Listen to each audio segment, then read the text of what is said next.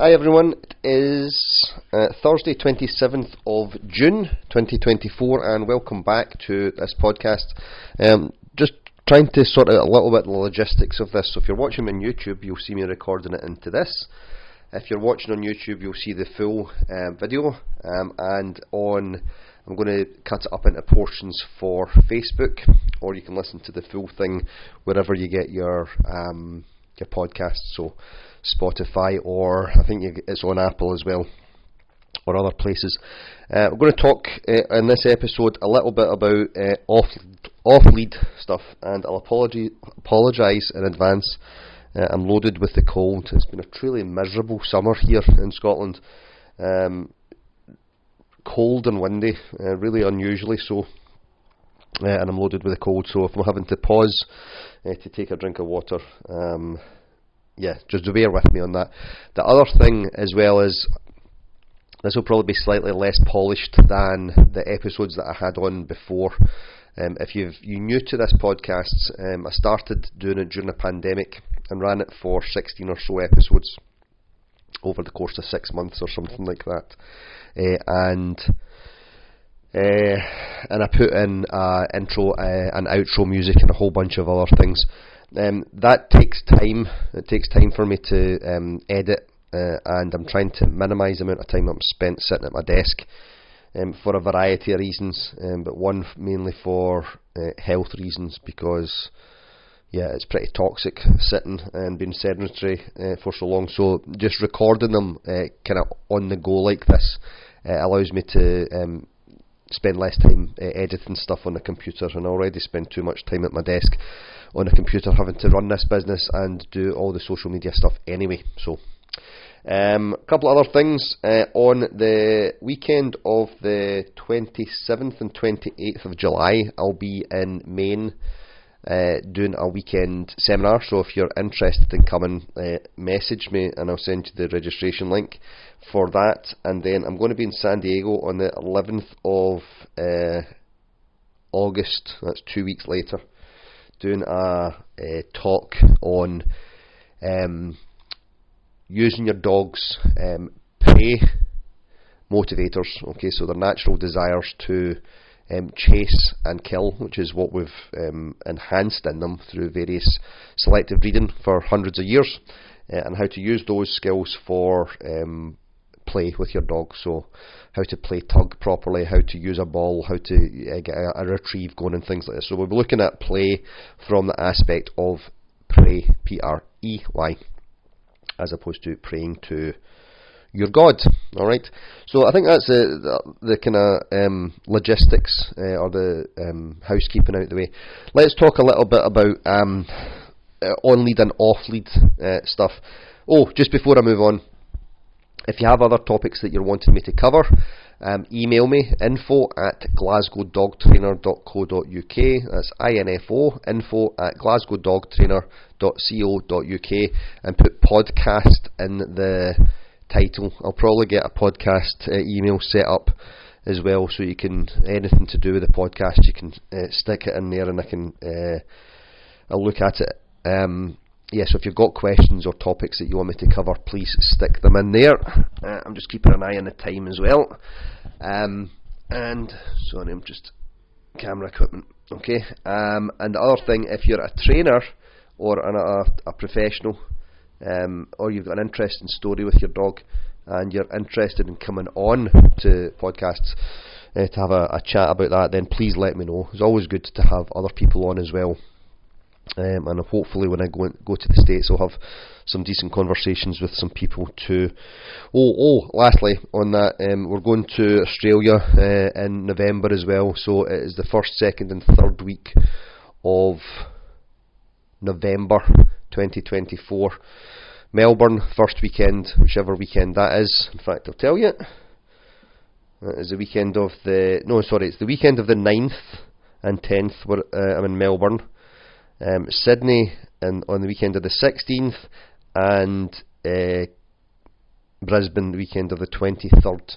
So weekend of seminars is Saturday and Sunday of those 3 weekends. And if you're interested in coming to see me, if you're in Australia or you fancy a trip, then message me, get in touch with me, and I'll send you the sign up details for those as well. Okay, so that's all the housekeeping and bringing you some news as well. So dogs on lead and off lead. So that's okay.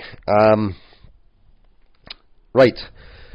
So there's you see things on social media when they're talking about it's always interesting when I see popular memes being passed around, what ones take hold and what ones don't. There's one that's been going around recently saying the people who let their dogs run up to other on-lead dogs are the reasons why there's still instructions on shampoo bottles. Okay, which I thought was interesting. Okay, interesting anyway. If I'm using the word interesting, it's often because interesting good or interesting bad. Okay, it's just something to reflect on.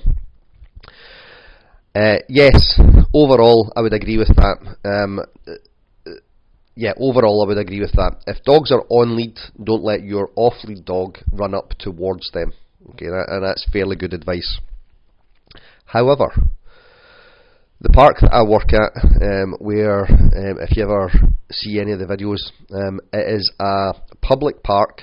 Most of the parks in Glasgow, as far as I know, most of the parks in Scotland, but certainly most of the parks in Glasgow, you're allowed to have your dogs off lead, and people have their dogs off lead from a very early age. There's no vehicular traffic in parks other than the parks department, who have their van, and they will drive really low speeds through the park. So the risk of your dog being struck by a vehicle in public parks in Scotland is really low, certainly in Glasgow it is. And the park that I work at is an off-lead dog park. So people come to that park with the expectation that they can get their dog off lead.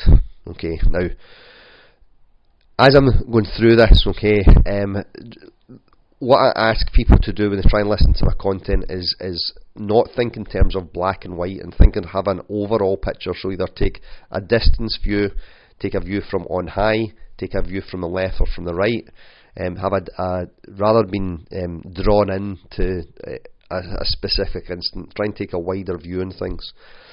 So we take our dogs, I take my dogs to the park, the dogs that I work with, and what I will have is, the guideline that I will have is there a reasonable expectation here?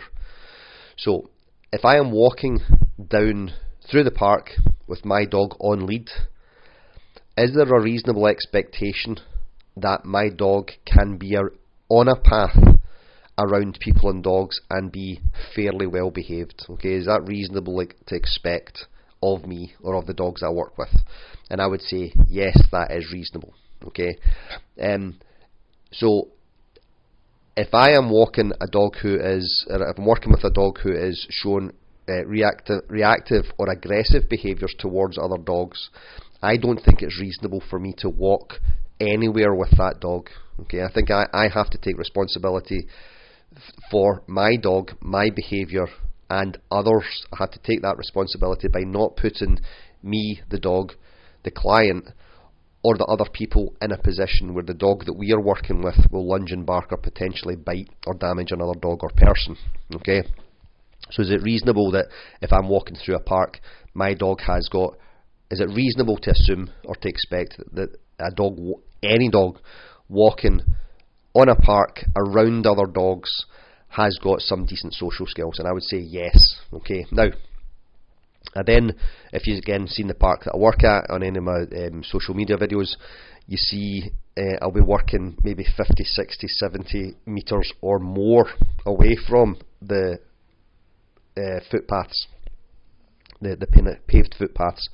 So if I'm working 70 metres away from a footpath which has traffic on it, pedestrian traffic, is it reasonable for me to expect other people not to let their dog leave them and run 70 or 80 metres into my space? And I would think that that's a reasonable expectation to have of others. Okay, so you see how there's a couple of things there. It's about where we put ourselves in space in relation to other people. Okay, I am going to be extremely careful here with the examples that I'm using here, and I'll use them from my own experience. So Scotland, fortunately, now is a relatively safe country. Okay, and it's a relatively safe country. If you don't know, I was a police officer in Scotland from I started my police service, or my police journey, in 1992 as a part-time police officer. I joined the police full-time in 1997, and I left in 2015. And in Glasgow and the surrounding areas, from the 1950s and onwards, we had a real problem with recreational violence amongst young men. Okay, and that's how it was viewed. Young men living in, and I grew up in a nice town, but there was still this stuff that you had to go through as a teenager, where there was the risk of being involved in violent crime, or being the subject to violent crime, or the victim of violent crime. And now, one night I was walking home. I was 18 and I was going out with a girl, and I was walking her home, and it was 1 o'clock in the morning, and I got mugged. Two guys came up and dragged me to the ground and mugged me. Now, part of that was the recklessness of youth. Okay, part of it was I should be able to walk anywhere I want. Okay, and I would say you should be able to walk without fear of being assaulted. However, that wasn't the reality of it. And if I'd have made a different choice there, by getting a taxi or walking a different route, and even a different route at 1 o'clock in the morning, I would still have been running at a risk, and we should just have got a taxi home. So the decision I made put both of us in a position where that happened. Okay, and I'm being careful here not to victim blame at all. Okay, I'm being really, really careful about that. Okay, so yeah, and that's with these longer form podcasts or videos give us a chance to explain, okay, rather than taking a snippet and say, oh, he's victim blaming. Okay, not at all. However, if I'd acted differently, I wouldn't put myself in that position.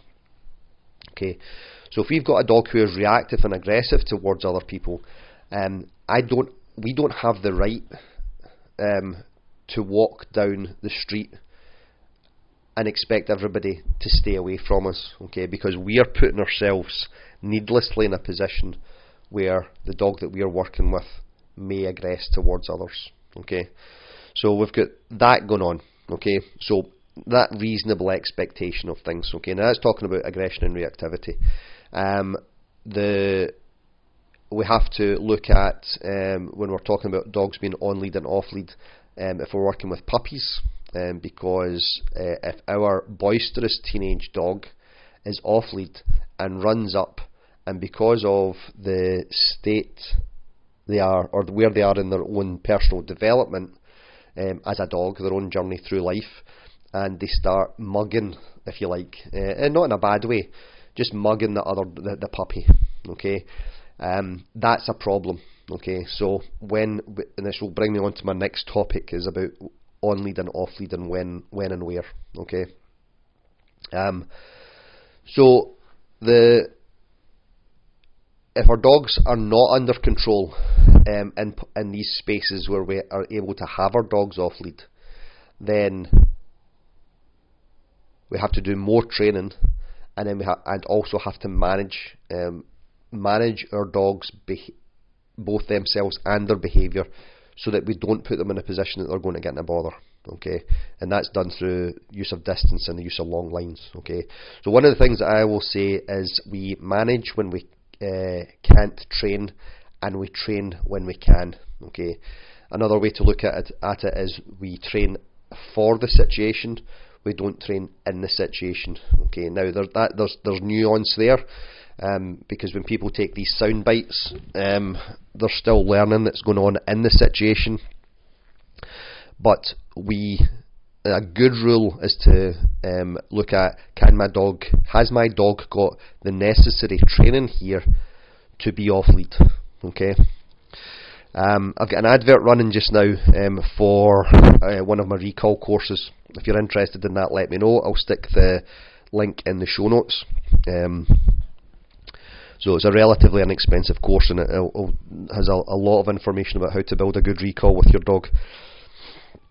Excuse me. So we've got that advert running just now, and somebody says the dog shouldn't be off lead, full stop.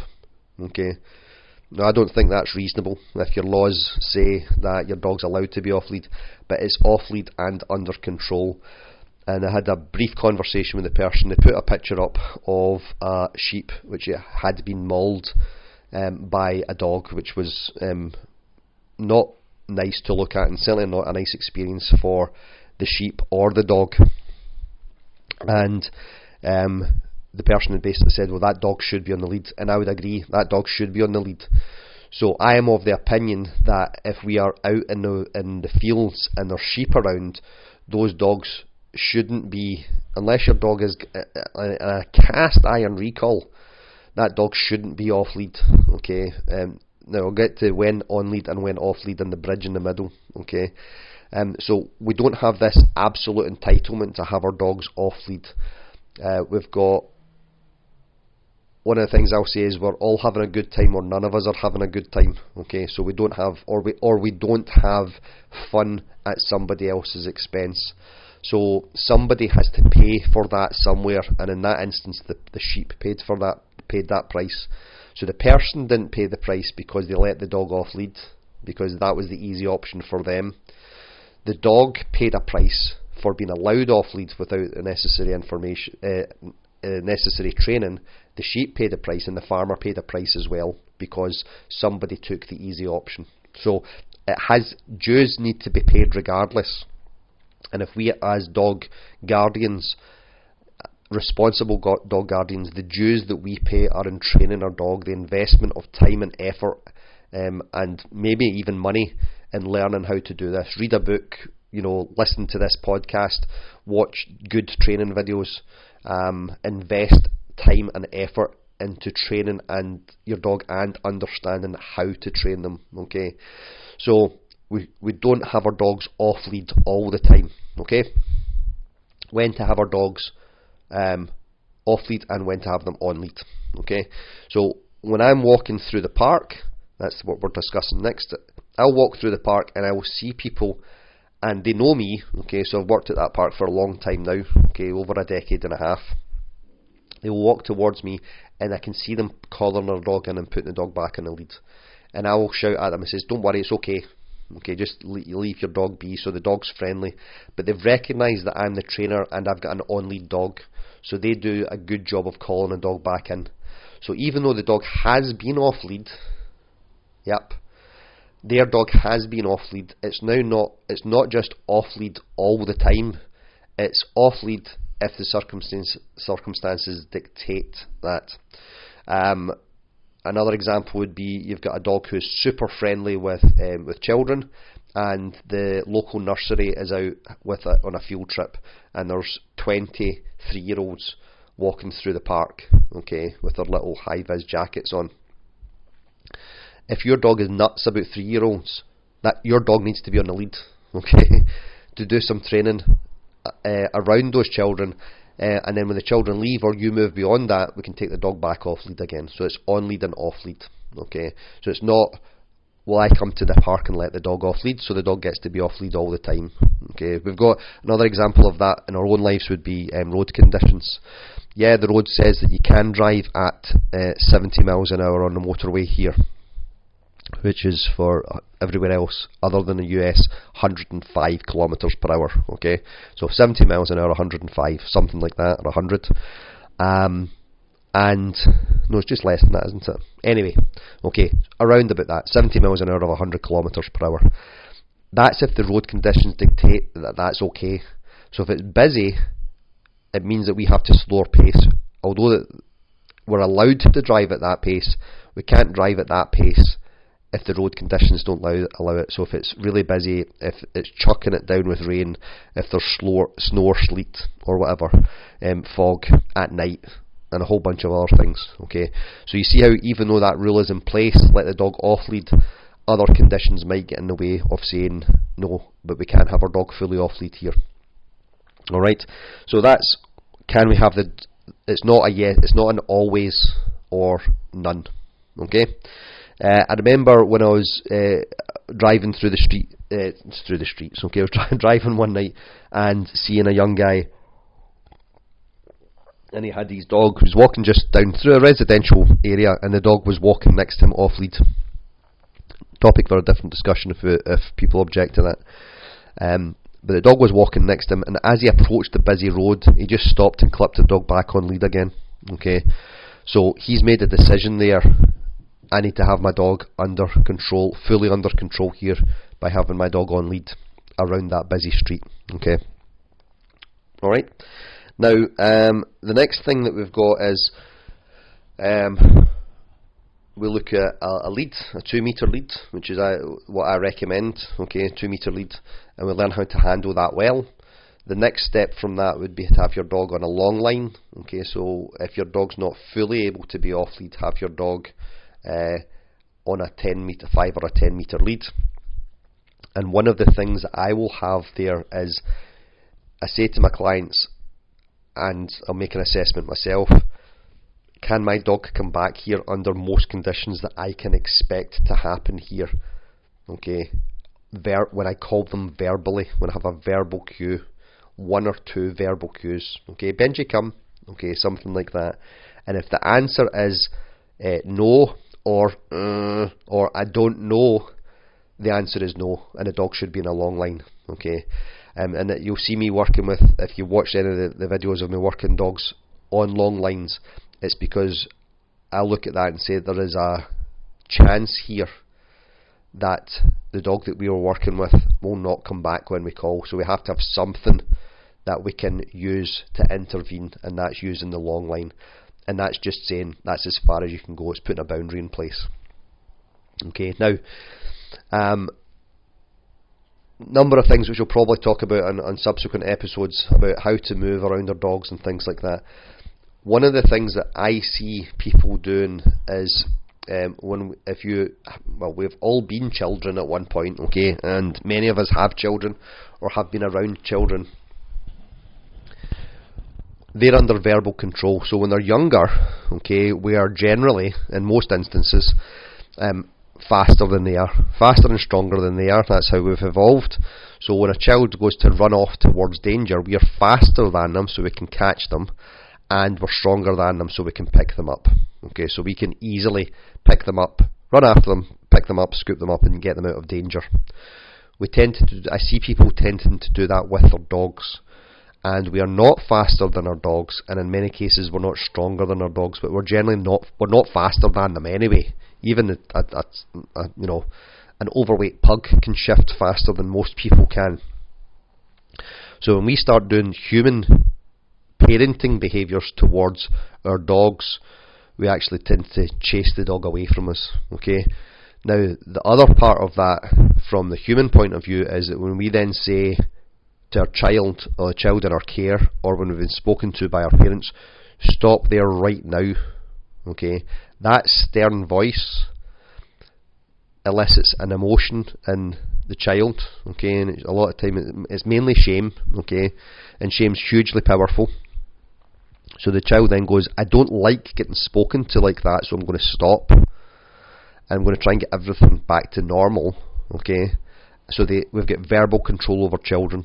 Okay, but dogs don't have that same emotion, and all the dog now starts understanding is, person's annoyed with me, they're now moving into my space with that angry face on me, and I've now got even less reason to go back than I did 2 seconds ago when they started calling me when they needed me back. Okay, so when we use human parenting behaviours around our dogs, in some circumstances, not all, in some circumstances, and this is again why it's important to understand the nuance of these things,